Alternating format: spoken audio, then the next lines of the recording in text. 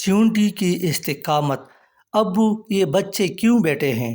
احمد نے معصومیت سے سوال کرتے ہوئے کہا۔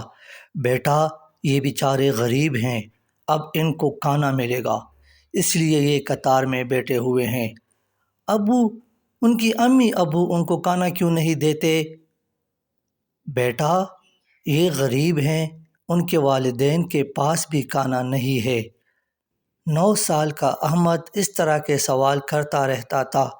عظیم صاحب ایک متوسط درجے سے تعلق رکھنے والے انسان تھے۔ ہر جمعے کو سبزی منڈی میں سبزی کی ریڑھی لگاتے تھے۔ صبر و شکر کے ساتھ زندگی گزر رہی تھی۔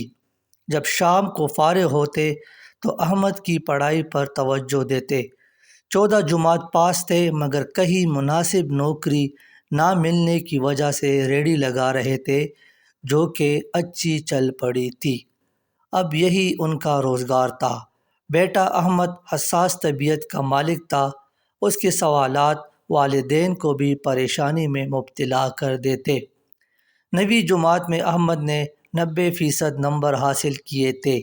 احمد ہر جمعے کو چھٹی کے بعد اپنے ابو کے پاس جاتا، صاف صفائی کرتا، سبزیوں پر پانی ڈالتا، پانی کا کولر بھر کر رکھتا اور چھوٹے چھوٹے کام کر کے اپنے والد کا ہاتھ بٹاتا۔ عظیم جان بوجھ کر احمد کو محنت و مشقت کا عادی بنا رہا تھا۔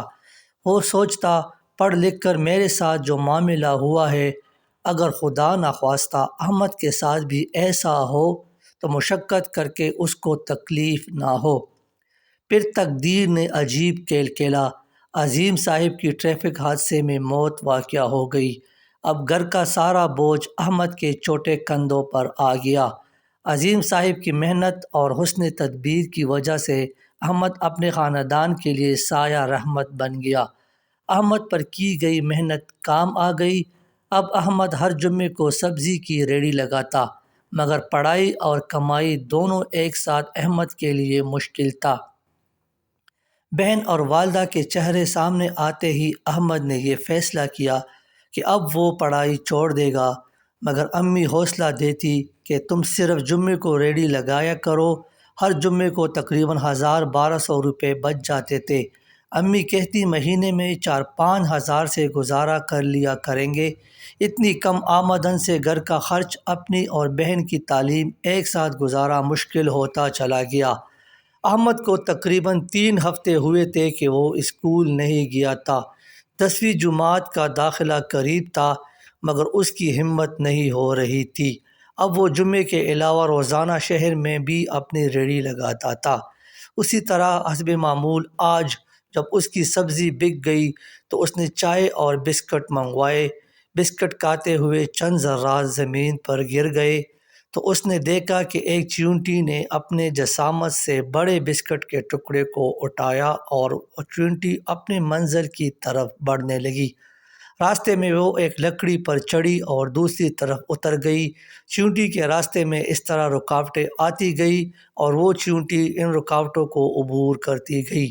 احمد بڑے غور سے یہ سارا منظر دیکھ رہا تھا۔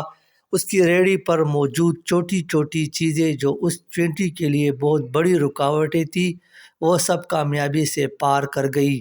چیونٹی نے جب تھوڑے سے آگے بڑھی تو ایک اور چیونٹی بھی اس کی معاون اور مددگار بنی۔ احمد اس منظر میں محو تھا اور جب تک وہ چیونٹی نظر آ رہی تھی وہ اسے دیکھتا رہا۔ چیونٹی کی محنت، مشقت اور استقامت نے احمد کی دنیا بدل کر رکھ دی۔ آج 3 ہفتے بعد احمد پھر سے اسکول جا رہا تھا۔ اس نے اسکول جا کر سب سے پہلے 10ویں جماعت کے لیے امتحانی فارم مکمل کیا اور جمع کیا۔ احمد نے 10ویں جماعت امتیازی نمبروں سے پاس کیا۔ 11ویں میں میڈیکل کا مضمون رکھا۔ اب وہ شام کو ٹیوشن بھی پڑھتا تھا۔ اس نے مسلسل سخت محنت کی۔ اپنی محنت، لگن اور والدہ کی دعاؤں سے ایک دن وہ ڈاکٹر بن گیا اور پھر اس نے اپنے والد کے نام سے ایک دواخانہ کھولا۔ آج جب وہ عظیم کلینک میں داخل ہوا تو لوگوں کے لیے واقعی وہ سراپائے شفقت تھا۔ احمد نے بہت جلدی اپنی سربراہی میں ایک اسکول کھول دیا جس میں غریب بچوں کو مفت تعلیم کی سہولت میسر تھی۔ اسی طرح وہ غریبوں کا مفت علاج کرتا غرض غریبوں کی ہر طرح کی مدد کرتا۔ آج وہ ایک شمع کی مانند تھا جس کے وجود سے جہالت کے اندھیرے دور ہو رہے تھے۔ ڈیئر فرینڈ، تو یہ تھی آج کی کہانی۔ اگر آپ کو آج کی کہانی پسند آ گئی ہو تو چینل کو سبسکرائب کریں، ویڈیوز کو لائک کریں۔ انشاءاللہ ملتے ہیں اس ویڈیو میں ایک اور خوبصورت کہانی کے ساتھ۔ تب تک کے لیے اجازت دیجیے۔ اللہ حافظ۔